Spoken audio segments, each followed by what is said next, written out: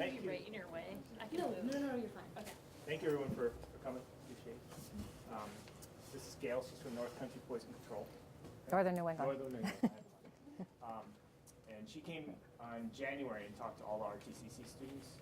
And then Sadie and I connected, and we thought we'd try bringing this to the parents. And thank you to Bethany. And Bethany and Gifford really helped out with this a lot as well. So thank you so much. And we'll try again, and we're going to keep trying. I think we at the Tech Center realize this is a really important message for students and parents to hear. So hopefully this will be a start, and we can continue that conversation throughout the year and summer and go from there. So, thank you. Okay, sure. So this is pretty informal, so guys feel free to interject if I'm, talking and ask a question. So my name is Gail. I'm a nurse, a registered nurse with the Northern New England Poison Center and UVM Medical Center. And I've been doing a lot of presentations on e-cigarettes and vaping across the state to students, to teachers, to law enforcement, to EMS, hospital staff, because it's a huge interest, and it is a public health crisis right now. So I'm just going to share some of the information we have. So basically the objective of this presentation is to review some of the properties of nicotine and methods of delivery, to identify electronic cigarettes and nicotine delivery systems. So I did bring some samples, so if you guys want to look at them, if you're not familiar with what they look like, because sometimes it's better to see what they actually look like versus, on a screen. Describe. In my drawers too. Yeah, there you go. Describe the effects of nicotine associated with poisoning and overdose, and identify resources for information and prevention.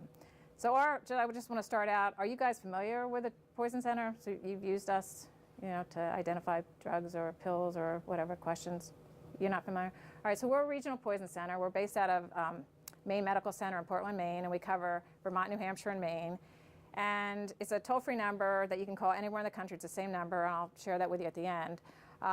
So it's basically what cell phone you have. So if you take your Vermont cell phone and go to Florida, you'll actually still be connected to the Northern New England Poison Center, and then we would refer them down to Florida if it was a case that something exposure like a jellyfish or some thing more common in Florida, we would obviously transfer that call. And we also have texting service now for people who are more comfortable texting, and we also have live chat, so you can go to our website and chat. Yeah, and so we have 2 board-certified toxicologists. Someone's always on call, so one of the 2. One is a PharmD toxicologist. The other was a emergency room physician at Maine Medical Center. So one of the 2 of them you get if you had a real serious issue. And it's free and it's confidential. So obviously, you're probably very familiar with nicotine. It's a highly addictive chemical derived from the tobacco plant. So there's many ways you can get nicotine in your body. Chewed, smoked, obviously. It's used for a stimulant and relaxant and reward effect. And there's a lot of nicotine replacement products that are on the market right now. So what I try to stress when I talk to students is that nicotine is nicotine. It doesn't really matter if you're smoking it with a traditional cigarette, or you're chewing it, or you're vaping it. It's still going in your body. You're going to still have the same health effects. So this, a little hard to probably read, but this is basically a chart showing side effects of nicotine. It's basically to show that it can affect any part of your body. And I was talking when I did the presentation with you, Jason, you had mentioned that, or one of the coaches had mentioned that they were at an athletic event where at another school, kids who were known to be high vape users, using it a lot, were having some difficulty in sports and like getting muscle cramps. And you can see one of the areas that nicotine affects is muscle. So, again, if it's one area that maybe you could touch on that maybe would register with a student, like, oh, wow, I'm a good athlete. I don't want to jeopardize my, sport. So these are just some nicotine products. You're probably familiar with them. You have the traditional nicotine products, the cessation products, the hookahs and water pipes. So a lot of different varieties out there. So looking at the nicotine content, in a traditional cigarette can contain up to 30 milligrams of nicotine, but usually a little less. And I try to emphasize again when I'm talking to kids is that if you're smoking a regular cigarette, a lot of times you're not getting that whole nicotine in the cigarette because you're sniffing it out and the cigarette's burning while it's sitting in the ashtray. Whereas if you're using something like a JUUL and you're using the pods, you're using the whole nicotine, because when you turn off that device, it stops, and then you recharge it and you vape some more. So you're actually probably getting far more than you would if you were smoking a pack of cigarettes. Gum and lozenges typically have 2 to 4 milligrams of nicotine per piece. Chewing tobacco, you can see about 3 to 5. A nicotine patch can have up to 21. An electronic cigarette, 24 milligrams per e-cigarette, and the refill bottles can have up to 240 milligrams in each bottle. And that is an area where we're really seeing a fair number of poison calls to poison centers across the country, because kids are getting into, like especially younger kids, are getting into the refill bottles because they smell really good because of different flavorings, and they're getting on their skin, and it's getting absorbed, which it can absorb pretty rapidly through the skin, and so they're getting nicotine toxicity. Pets also can get into this, so we do find people calling about their pets. And then also even kids who are using it a lot. Some of the JUULs have a pod that already has the nicotine in it, so it's a pre-filled pod that goes in and inserts. But a lot of these devices, you have to actually put the e-juice in, and so they can get it on their fingers, and that can, again, absorb pretty quickly. So how much nicotine is absorbed? Well, traditionally, 1 to 2 milligrams of nicotine is absorbed when smoking a traditional cigarette. A nicotine replacement product can deliver about 1 to 4 milligrams of nicotine. And like I mentioned, if it's spilled on the skin, it can absorb rapidly and cause toxicity. So it's really hard. Like we had a student today when I was done, I was doing a presentation in South Royalton, and he said, how much nicotine do you typically get when you vape? And it's really hard to judge because it really depends on the student's metabolism. It depends on how much they vaped. There's a lot of different things that go into it. So to tell you exactly what would cause a toxicity is pretty hard, because it's dependent on weight, your tolerance, if you've been using nicotine in the past. So a lot of things come into play. So an electronic cigarette can contain, like I mentioned, up to 24 milligrams of nicotine. The refills are sold at the same locations and sold in a variety of flavors. So right now there are about 7,000 flavors that you can get online. And I think there are about 450 different companies, different brands of e-cigarettes out there. So a lot to choose from. So if you found this in your teen's room, would you ever think it was an e-cigarette? You may now, or you may have in the past, but this is a disposable e-hookah, and you just pull off the paper tab, push the green button, and take a drag. So very, discreet. And this is another thing, a disposable hookah that they used to sell at convenience stores for $7.99. And just so you know, this is up to 800 puffs. So 200 puffs is equivalent to a pack of cigarettes. So again, I really try to emphasize with kids, if you're taking, the pods, when you get a JUUL, you get 4 pods that come in with a JUUL. When you buy it, each pod is a pack of cigarettes in terms of nicotine content. So it's, quite significant. So if you're using a whole pod a day, you're really basically smoking a pack of cigarettes. And this is another device showing the e-cigarette delivery system. You have the mouthpiece, you have the rechargeable battery base, you have the charger port, and again, depending on the device, and I have a couple here that you can look at. This one, you pour the liquid in and it heats up to create the vapor. It goes through the heating coil. So this is just showing some e-cigarette and vape pen components. So you have the battery, you have the atomizer, which is the heating element, you have the e-liquid, you have the cartridge, which could be like a tank that holds the e-liquid, and then you have the aerosol. That's actually after it goes through the heating device, and it's, that's what you're vaping. And these are some e-cigarette and vape pen generations. You have the cigarette lookalikes, you have the variations, the vape pens, the mods, and the pod-based.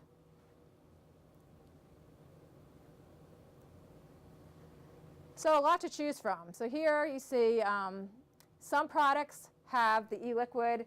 You have a zero nicotine version, and some, like the JUULs, you have no non-nicotine version. Every JUUL that you get has nicotine in it. So some people claim that they can use this as a cessation device, but the FDA currently does not recommend it. They don't endorse it as a cessation device to quit smoking. And there have been no scientific studies as of this date that have actually proven that you can quit smoking. The potential is there, especially if you can gradually work your way down. But right now, we have to say it hasn't been approved. This is an e-hookah, disposable. Again, 800 puffs. That's 4 packs of cigarettes. So going into the ingredients in a lot of these products, most of them all have the propylene glycol, the vegetable glycerin, and artificial flavors. And they can contain nicotine, some can't. When they did a survey across the country to just randomly select what you would find online, what you'd find in grocery stores, convenience stores, Most of the products they found did contain nicotine, but there are some out there that don't.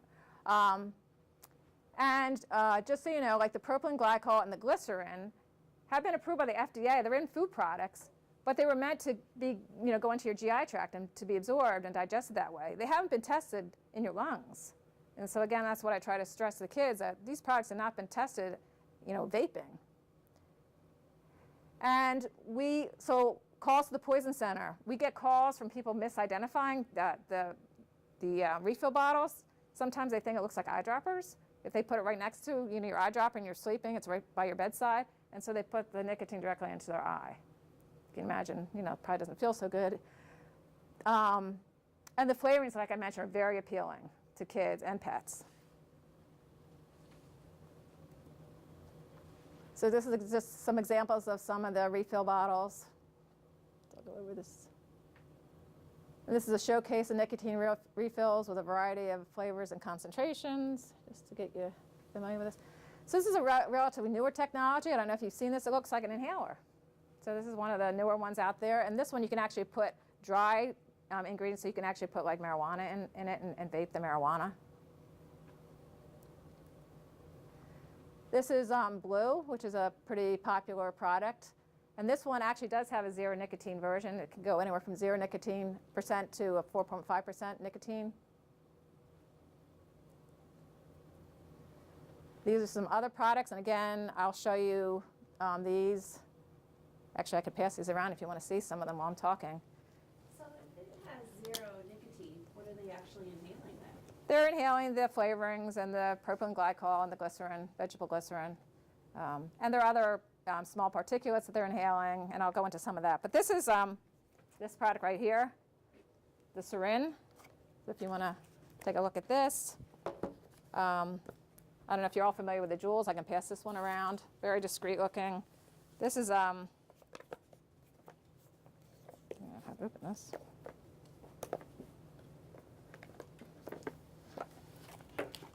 This is a device that they're using now, more for using, I'll just pass this around. Probably this one's more, you can use e-liquids in this, but probably they're using marijuana in this as well.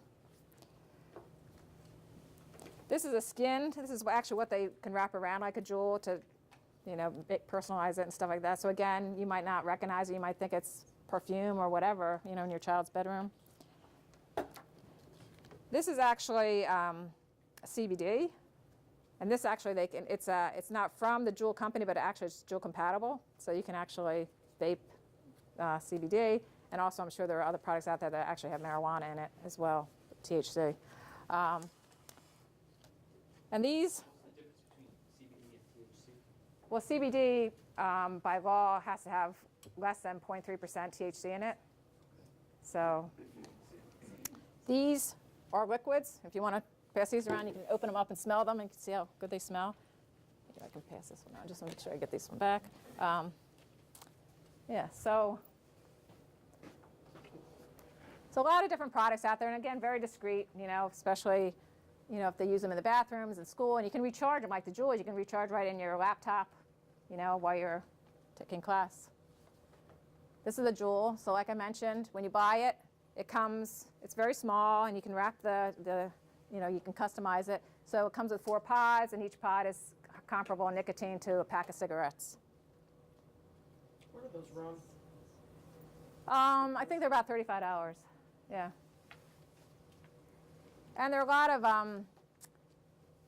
of companies now that have things that you can, like I said, the CBD products that are compatible. It's not from the JUUL company. So the JUUL company was actually launched in 2015, so it's only 3 years old. And now, as of June of this past year, it has 68% of the worldwide market, which is incredible. And it's very interesting because their campaign, they didn't put a lot of money into advertising. It was all on social media, which is quite fascinating. So originally, they had a huge billboard on Times Square, like the iPhone of e-cigarettes. Do it for JUUL. They had all the YouTube videos on how to JUUL, and some of them you can blow these cool smoke clouds and stuff, and some you can wave and it makes like a rainbow color. And then the JUULs actually have one of the more higher nicotine concentrations versus other products. So They actually use a different type of nicotine, and they actually use nicotine salt in the JUUL. So here again, the JUUL. And again, like I said, one pod is comparable to a pack of cigarettes. When they did surveys across the country, 37% of users didn't know that it had nicotine in it. They thought they were just vaping flavored water. And like I mentioned, this company actually claims that because they're using nicotine salt, that they can actually deliver nicotine 2.7 times faster than other cigarettes. So if one JUUL pod is 200 puffs, how many inhales is that of the actual JUUL? Well, I think a puff is, one, inhale, so if you're taking 200 puffs 200. in one pod. And do we know how many, I guess no one's going to know this, but do we know how many pods the average teen is going through in a day? I have no idea. My gut feeling is they're probably going through a pod, but maybe not. I don't know. So this is another company, Juno, and that's their advertisement. I just pulled it from their website the other day. This has no zero nicotine option, so their concentration is anywhere from 18 to 48 milligrams per milliliter, and you can see they have a variety of products. This one, $35.99 for this product. It comes with, I guess, 3 different flavorings.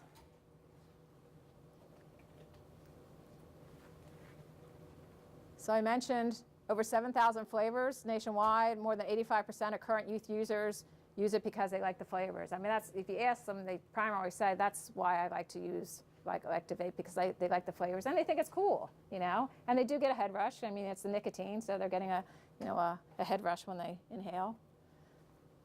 So what's in the aerosol? Like I mentioned, majority of kids think they're just inhaling flavoring. They're inhaling flavored water, vaping. About 33% said they knew they were vaping nicotine. There are over 60 chemical compounds in e-juices, and that's less than you'd find in a traditional cigarette, because I think traditional cigarettes like over 1,000. But there are also toxic metals, and so like I mentioned, when you put the e-juice in, it has to go through a heating coil to create the aerosol. And so this metal heating coil has metal in it, and it has nickel, chromium, and manganese, and nickel and chromium have been known to be a known carcinogen. And so that is actually getting into the vaping and it's going into your lungs. Formaldehyde, you get that with smoking a traditional cigarette, and everyone knows what formaldehyde is. A known carcinogen. And that is formed actually when you burn vegetable glycerin and propylene glycol. It creates formaldehyde. And I mentioned there are a lot of small particulates as well, and there's also a chemical, diacetyl, which I'm going to go into in a minute, that is in a lot of these e-juices when it's burned. So when heated, the e-juice changes into chemicals that cause inflammation. So a lot of times people may, if they're prone to asthma, it could irritate them, and cause more asthma. It can actually decrease your immunity. In a lot of areas, cause bronchitis. It can cause throat and mouth irritation. And it's interesting. I just was reading an article about all the different flavorings. And if you have someone who may be allergic to a certain strawberry, we don't know if the strawberry in an e-juice is going to cause that reaction in a child who's allergic to strawberry. So again, there's a lot of things that we just don't know yet. It's difficult to test e-juices because right now there are no manufacturing standards. There's so many different flavor combinations. They have been doing studies that actually are interesting that show that if you use a combination of 2 flavors when you vape, can actually cause more cell damage, cell death than if you just use one single flavoring. Why, I'm not sure, but they've been studying that. There's so many different varieties of devices, and people, even with one device, you can change some of the heating settings. And so when you turn it up higher, it actually can be more damaging because that can actually cause benzene, which is another known carcinogen. So again, it's really hard to really see what you're really getting. And the tests right now are currently only done on mice. We're not testing on people. So again, we don't really know the crossover there. So I mentioned diacetyl as one of the chemicals, and so that's been found in a lot of these e-juices. And what diacetyl is, it's actually a chemical that's used to enhance flavoring.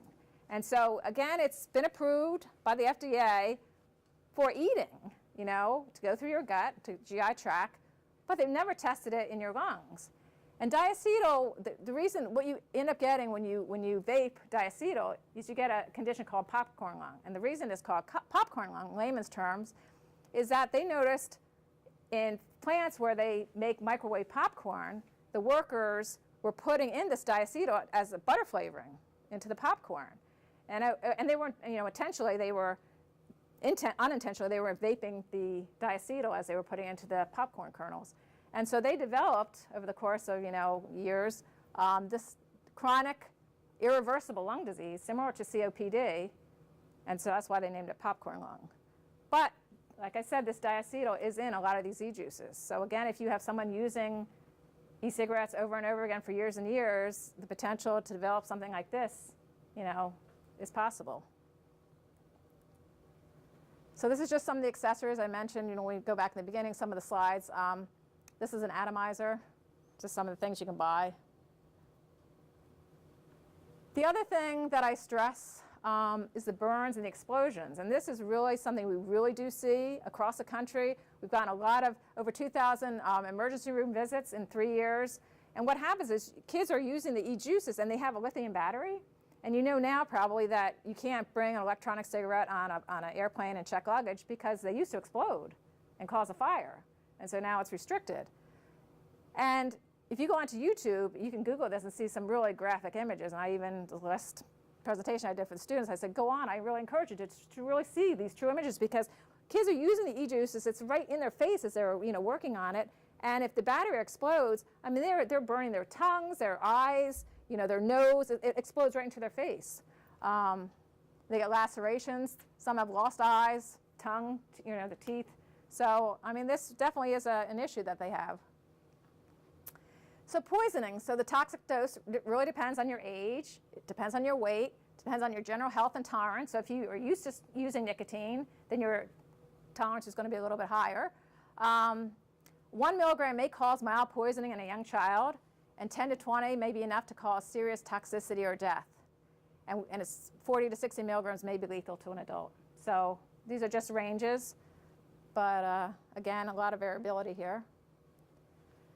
So poisoning. So our poison center, the most cases we see tend to be mild to moderate poisonings with electronic cigarettes and liquid nicotine. Again, the majority tend to be people who are not familiar with using the product, who haven't built up a tolerance, or for people who are using it and then they don't really get the effect, so they keep on because it can be delayed, and so they keep on vaping, and then before you know it, they've taken in too much nicotine and have a toxicity. So most commonly, we see nausea, vomiting, and headaches. You have to be really concerned with hyperactivity and anxiety, especially in a young child, and that's followed by difficulty breathing. That is a real life-threatening condition, and that patient has to go to the hospital. And it's interesting with this, you have increased heart rate and blood pressure with mild poisoning, but if the longer someone vapes and uses the nicotine, it actually can lead to a slower heart rate later on. So, some side effects, like I mentioned, racing heart, difficulty sleeping, less common or irregular heartbeat, chest pain.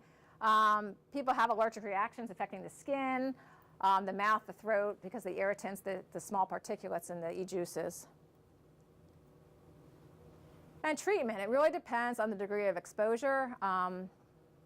Vomiting is likely, but you should not induce this. That means you shouldn't encourage someone to vomit. Respiratory and cardiac symptoms should be treated as a true emergency, like I mentioned. When in doubt, call the Poison Center. Poison Center staff can connect you with 911 and then get the patient transported. So again, we work a lot with law enforcement. We work a lot with EMS, school nurses. They consult with us all the time in terms of not just this, but a lot of different products. So I wanted to mention, this is really interesting, and again, I share this with students, is that when you look at the tobacco companies from years past, they've lost a lot of their revenue because they did such a great marketing campaign over the last 10, 20 years, and the rate of tobacco use among youth has really drastically decreased, which is great. But now they want a piece of the pie, so these companies are actually now developing e-cigarettes. So Cool cigarettes do the blue. Marlboro makes Mark 10 and Camel makes Views Solo. And then the advertising is really interesting because, again, they're using the same advertising tactics and they are marketing to teens. You look at the Philip Morris ad, Freedom from throat irritation, and then that was 1941, and look at the blue ad of 2013. Very similar, right?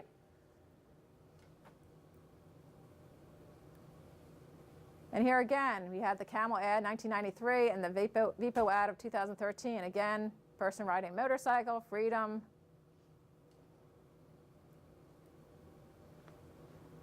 And then it's interesting because a lot of people talk about, these companies will talk about the e-cigarettes as a cessation device, and like I mentioned, it has not been approved to quit smoking.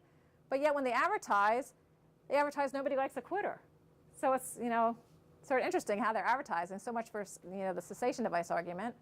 Why quit? Switch to blue. Another ad, zero sacrifice, all-day vaping. You can have it all. This is what kids are saying. So poison events on the rise. So nationally, the number of e-cigarette exposure calls to the Poison Center in 2018 were 3,146. This is across the country.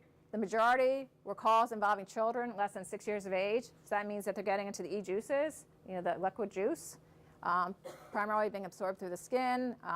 Inhalation of the vapor, eye exposures, like I mentioned, people mistake them for eye drops sometimes, and the skin exposures. So I don't know if you can see this. This is the Vermont Department of Health from the Youth Risk Behavior Survey. Are you guys familiar with that survey that's done, I think, every 2 years? So this is looking at lifetime use of electronic vapor products, and you can see by the time they hit 12th grade, it's really gone dramatically up since 9th grade. And this is across the country, across the state, and comparing it from 2015.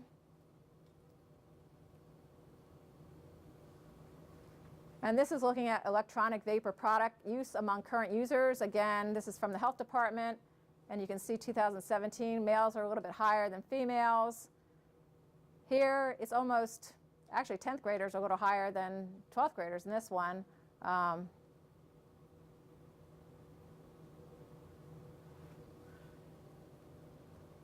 And that's 2017. And this again from the health department. This is looking at electronic vaping product use among current users. And the primary reason for using a vapor product, 35% from family or friends use them. That's why they're using them. 33% other reasons, 17% available in many flavors. 8% see it as less harmful. And then 5% trying to quit other tobacco products, 1% easier to get, and 1% cost less.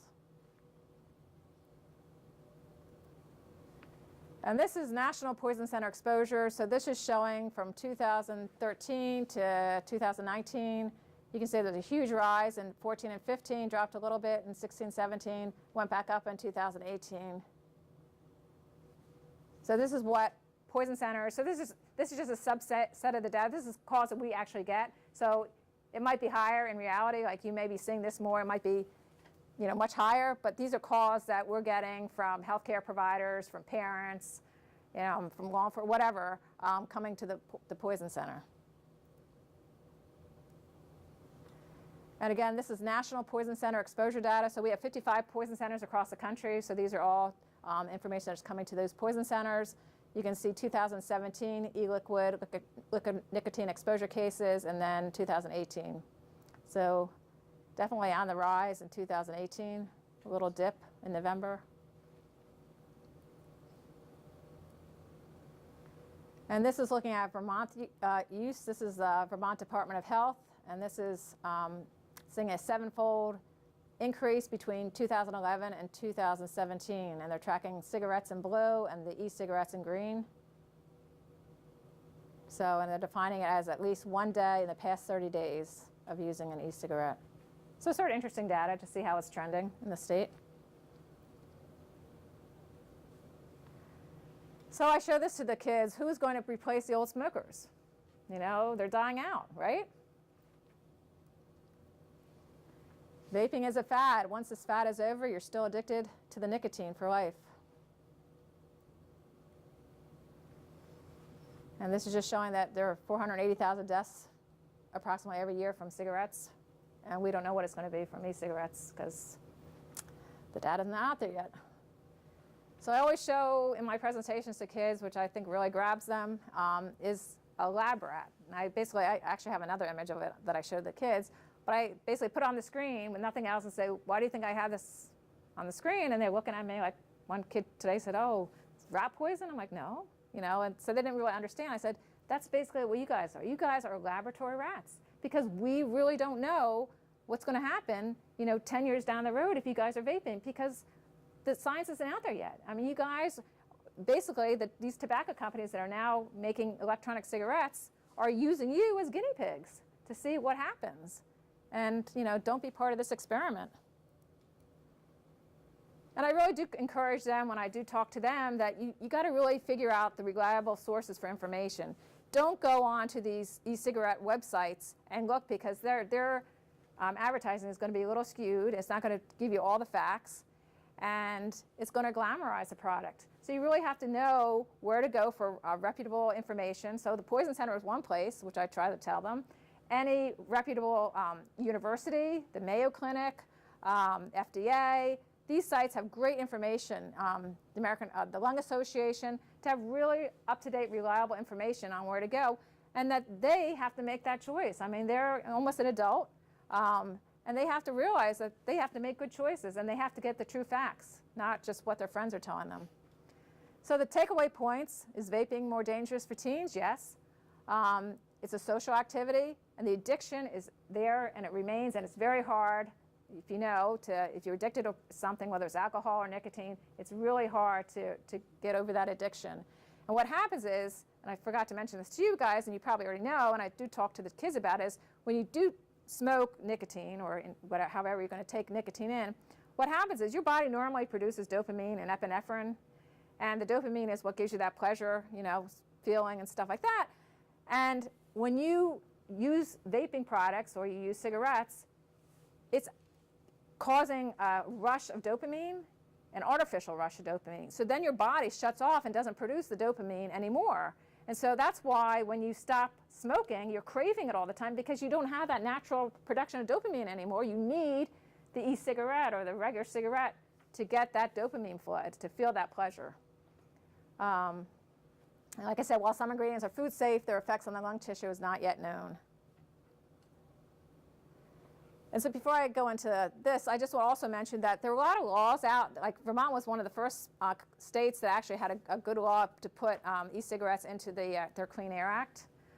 So there's a lot of good stuff that the state is doing right now. They're actually trying to pass, I think it passed the House or Senate, I don't know which one goes to first, but it passed one. And they're trying to have a 92% tax on e-cigarettes, and they're thinking it's going to pass, which is huge. Although very interesting, this morning I was driving down, heading to Dartmouth this morning, and I heard on the radio there's one e-cigarette vape shop in Burlington that has this advertisement on the radio, and they're campaigning to get people to call their state representatives to veto this because they think it's terrible for Vermonters to be taxed so highly on a product. And so it'll be interesting to see. Well, I think it's going to pass. The other thing that they're trying to do is they're trying to raise the legal age to 21 for all tobacco products, which I think is great. And I think that will probably pass too. So, very interesting. So before I close with this, do you guys have any questions with these products here or any questions at all on e-cigarettes or vaping? Would you use the word epidemic? Did you use the word epidemic? I would say it is. It's definitely a public health crisis. It's something that we're really trying to address, and not just in Vermont, across the country. They're really trying to target these companies like the JUUL company to change their advertising. I think they're trying to reduce the amount of flavorings that are out there, so it's less appealing to kids, and they're trying to do that across the board. They're actually now doing, like if you go onto these sites, like I was on the other day, and now they all have like nicotine is addictive, it's right across their, front homepage on their websites. But I don't know how much that's really affecting the kids. They really have to figure it out and do their homework and realize, the effects on their body. But yeah, we're hoping that it will make a difference. But, yeah, I just think that a lot of them are just naive, not knowing what's actually in the products. I guess it's more of a comment, and I was reading a pediatric journal about JUULing and vaping, and what really struck me was that the teenage brain gets remodeled Right, to be addictive. right. Because your brain doesn't fully develop till you're 25. Right. So, it struck me as so significant because these are our future addicts. These are our future people that are going to have health issues. And if they can't make great choices as teenagers, what will their life be like as an adult? Right. And how are we going to break this cycle and stop them from hurting themselves? Yeah, so. That just struck me. Big deal. They actually have done studies that show that kids who actually start using e-cigarettes at an earlier age, they're actually now going on to traditional cigarettes. So it's like, stepping stone. So they're going back. So I think, that you may start to see a rise of traditional cigarettes as well, especially if they end up being less expensive. I don't even know what a pack of cigarettes is now. It's like $12, $13. I don't even know. 8 or 9, yeah. But yeah, so I think that's very sad. And because the campaign, the tobacco campaign they did in the last 10 years, it's been tremendous. I mean, it's probably one of the best marketing campaigns they've done to get the use, teenage use of tobacco products way down. And now I think it's just going to go right back up again. I want to ask, in terms of the dopamine rush that comes with nicotine Mm-hmm. and generates pleasure, does the same thing happen with alcohol? Is that the same chemical reaction that's going? Does drinking alcohol also produce a dopamine? It probably does. I don't know offhand, but it probably does. If they're getting that effect. I'm just wondering if for a person, for a teenager, the one could replace the other. Mm-hmm. For instance, today I don't have my JUUL pod, or Jesus, costs $30 to get a new pod, and I'm just gonna grab a couple of beers from the fridge. Right. Like, is there a kind of like? I don't know. I have to find it because it's interesting. Is that alcohol is a depressant, whereas nicotine is a stimulant, and so Different effects. yeah. And I don't think kids are typically doing alcohol to get the head rush. Right. You don't really get a head rush with alcohol. So I don't know if it has the same role of dopamine in the brain as nicotine would, or maybe to a lesser extent. But What I think is that kids are going to choose harder drugs. That's what I foresee. and what they're doing, they're also showing that I think 7% of those surveyed across the country are using other products in the e-cigarettes, and we're not talking even just marijuana. We're talking, they're using some pretty bad drugs in them, So they're using it as a reservoir to smoke other stuff. So a lot of experimentation going on, and like I said, it'll be interesting to see what happens, because they're the true lab rats. But So what can parents look for if they suspect their child is JUULing, vaping, or anything above? What can they look for? well, I think the number one thing is they should be familiar with what the products look like. Because if you go into a child's room and see any of these things, it would look like, this itself looks like it could be a cell phone holder, right? It could be perfume, right? The JUUL looks like a USB port, and especially if they customize it with these wraps, you might think it's perfume or whatever. And these little, I don't know if I share these are what they're doing. I don't know if you ever heard of dabbing. Yeah. Are you familiar? So they use this to put the e-liquid in, or whatever they're going to put in here, and they dab with a little device, and then they will actually put it right on the heating coil and then vape from that. But these look like it could be like a little eraser, right? Or a little pill box or whatever. So. But is there signs, if you're drunk, you show signs. Is there signs that if you just took 200 puffs from your JUUL, is there signs that for a parent to be aware of? Again, I think it's very individualized because it depends how much tolerance they have. It depends, you're probably not going to see possibly the red eyes, or the dilated pupils or whatever. It's possible you could, depending on how much they vaped. But there's so much variability, like I mentioned before, in terms of, their weight, their metabolism. And again, you'd probably be looking for the effects of headaches if they're developing headaches and, get dizzy and things like that, again, with a little bit of nicotine toxicity. But I would say the number one thing is probably looking for the devices and then, having an honest conversation with your kids. And because I don't think it's going to, like we found with other products, it's not going to cause them to go use a product now. So have an open dialogue with them and then really share the facts and tell them where to go for information. So they're not, just relying on their friends.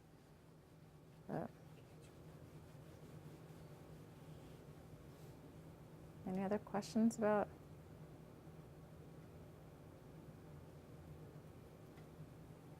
Any differences by states within your region? In terms of calls that we get? Yeah, calls or Um, data you might have. Usage. Probably Maine has more because they're a bigger state, so it's hard to compare. If you're looking at per capita, I'd have to do the data comparison, but probably Maine and New Hampshire maybe would be a little bit more than Vermont.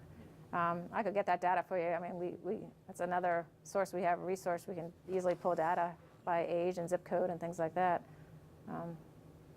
But yeah, so just to let you know, so we do have real-time chats with people who are not comfortable talking to us in person, which probably a lot of teenagers aren't. We have a lot of information on our website. We have a whole A to Z file, so depending on the product. We do blog posts. We have a lot of downloadable materials. You can sign up to receive our newsletters, like us on Facebook. We also have, you can text poison to 85511, which we're really trying to promote for people because a lot of kids, especially and young adults, are texting now. So that's a nice service that we have.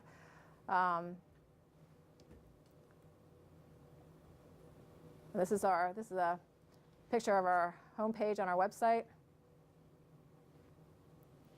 And so we're open 24/7, every day of the year. Like I said, it's free, it's confidential. And this is some of the, I do have some materials there. We have a fact sheet. I did develop a e-cigarette high school lesson plan that I'm trying to get into school curriculums across the state. It's actually been reviewed by the Department of Education. I think I gave one to you, Jason, right? And it also comes with a Jeopardy game, which is really nice because kids love Jeopardy. And so I really try to encourage teachers, especially if I go in to do a presentation for students, that they should follow up the next day or so with a Jeopardy game just to reiterate some of the points that I made and make it sort of a fun activity to see how much they've actually learned. And that's me. So again, any questions? Or if you have any questions, you can think of something else later, feel free to contact me. If you need data, I'd be glad to supply the data if you really want to have some data to present if you're doing a presentation somewhere or just want it for personal reasons. And we also can tell, we can get data from nationwide data as well, so we communicate with all the other poison centers. And what we do is we do real-time surveillance, so whenever someone calls the poison center, it's actually uploaded almost every 10 minutes to a database, a national database. So if we start seeing, not so much with these cigarettes, but if we start seeing a trend in poisoning somewhere, like years ago there was an arsenic poisoning in northern Maine. I always like to share this.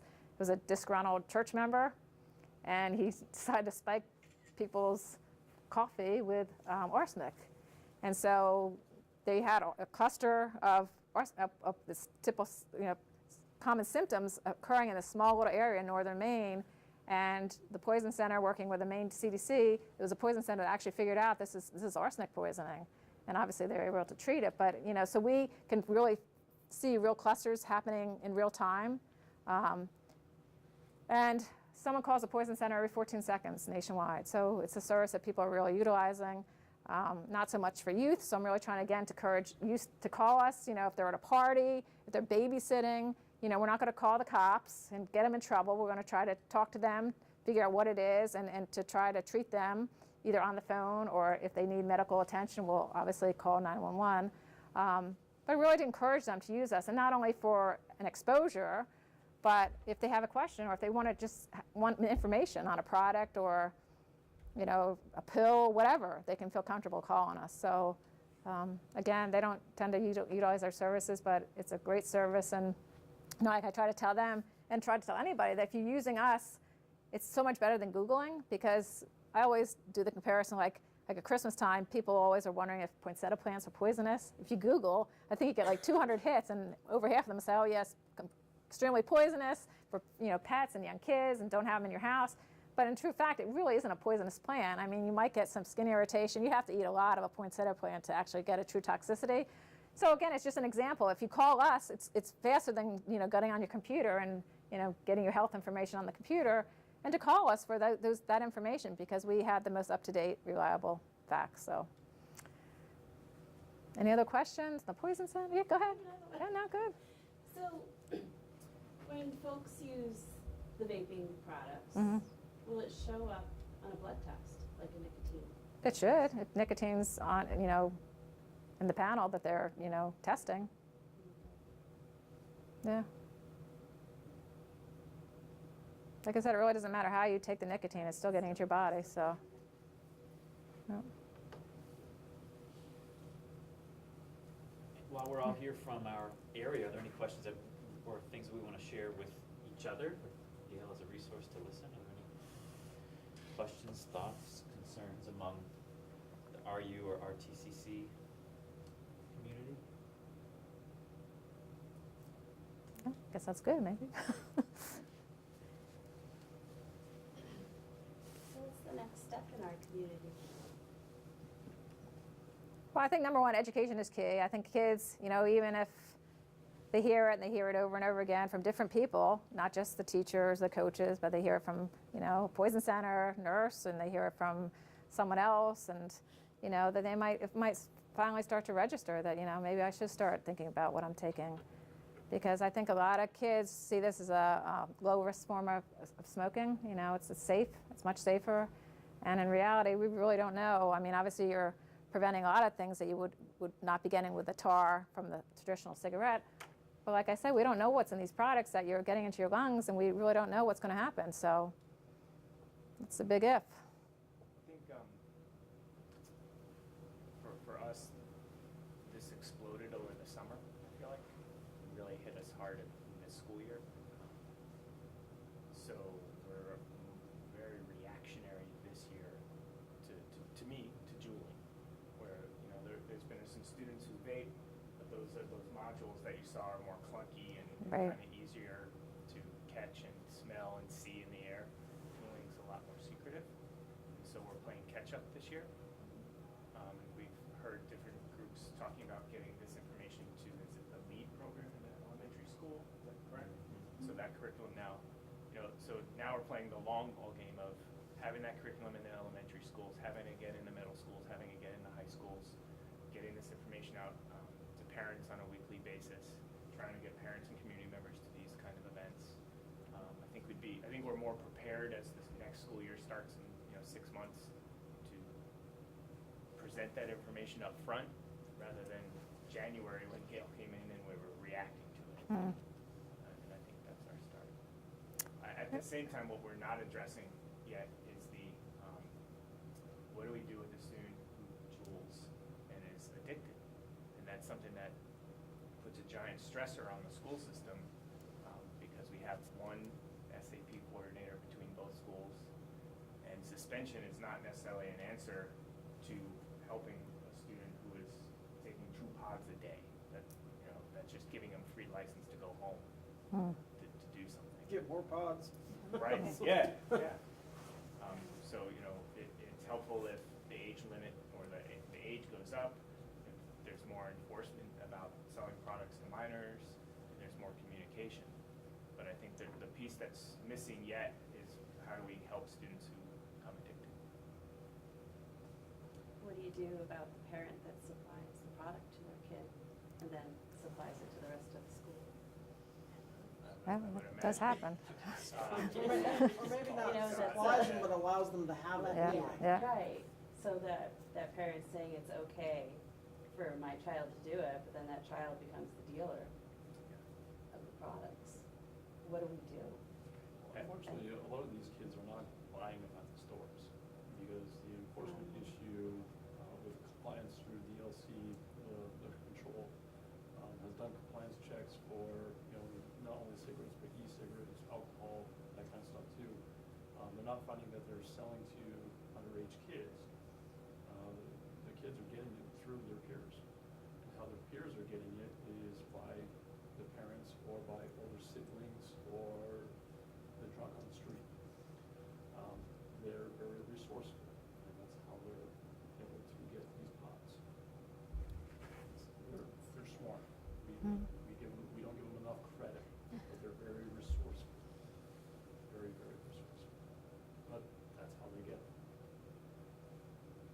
you arrest the parent for being the supplier? I mean, the parent can be subject to criminal charges for distributing the nicotine to a underage juvenile. Just like, so Just that like message alcohol. alone is pretty significant to get that Well, out there. take it, I mean, yes, it is, but take it also to the part like with alcohol too. Some parents are still of the same mind that if kids drink on my property, I have control of it, and it's okay. No, it's not. But that's been like the old conception that just doesn't seem to go away. What are the secondhand risks of vaping? What a what? Are there like secondhand risks of vaping or? There are, actually. Like the kids talk about, like sometimes they know which bathroom it's been in, or they know somebody came out and they know that it happened. So like you can, like if you walk into an area where there's been marijuana or smoking, you can smell it. Are there Sure. the same risks? Sure, sure.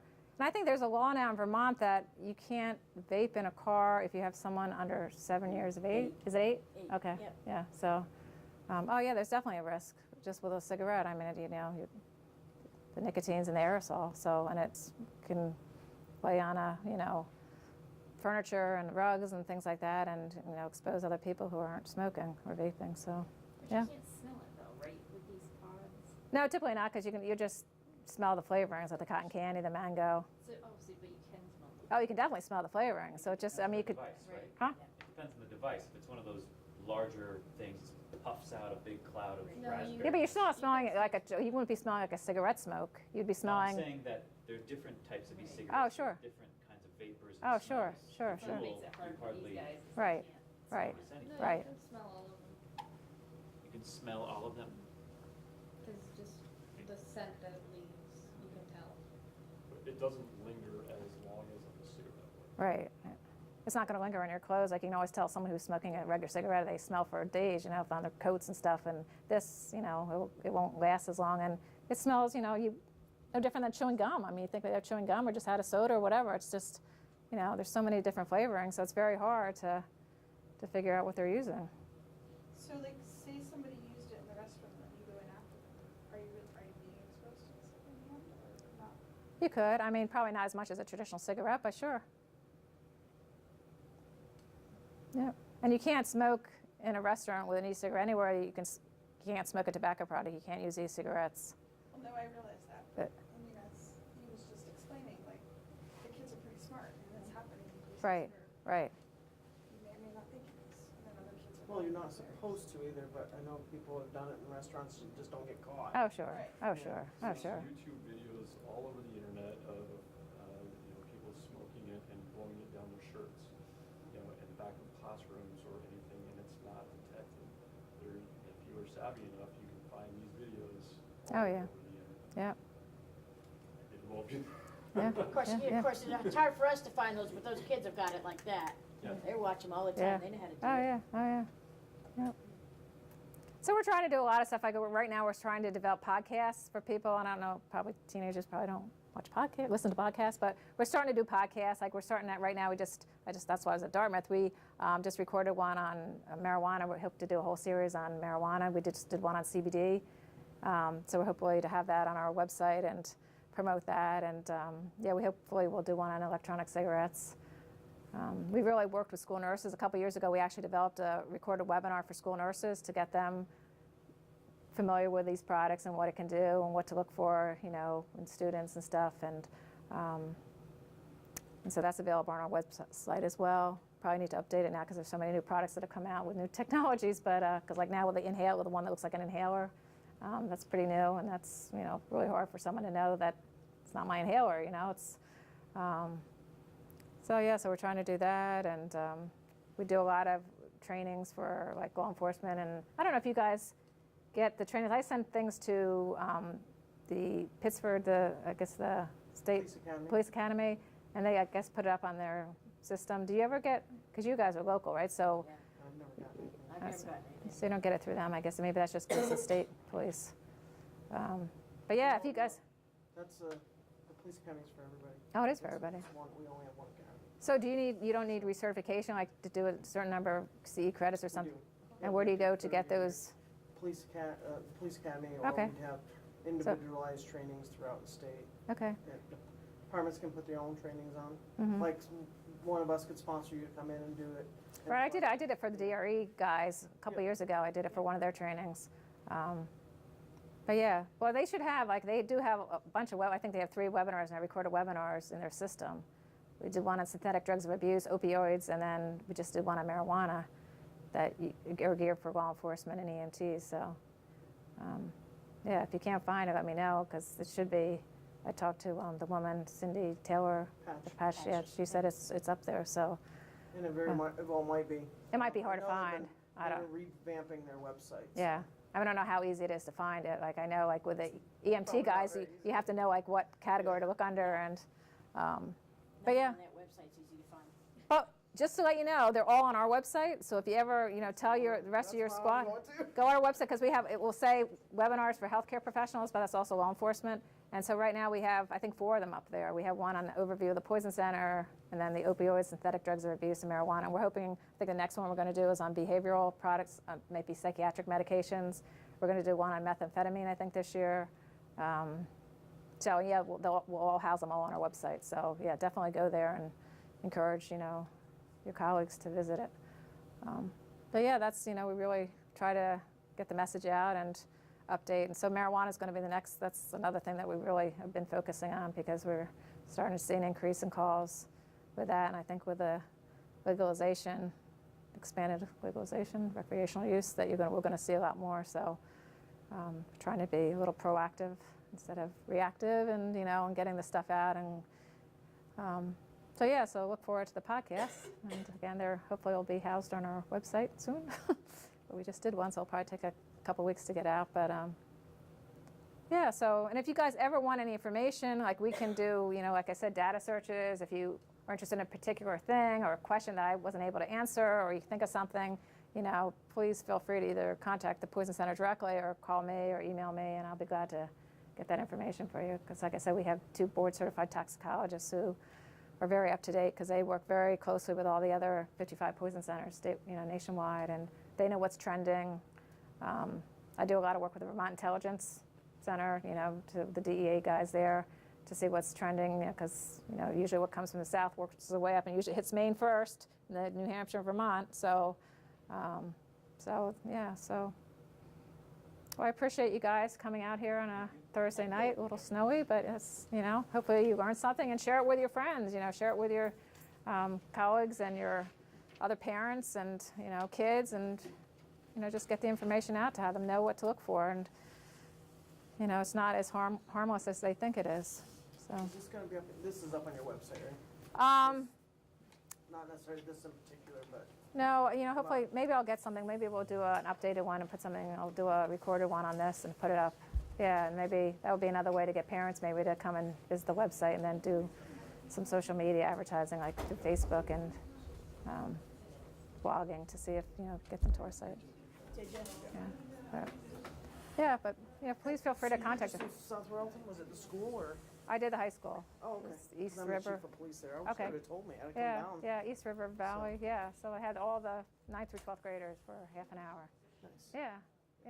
I've been to Randolph. I'm going to Woodstock. I'm trying to,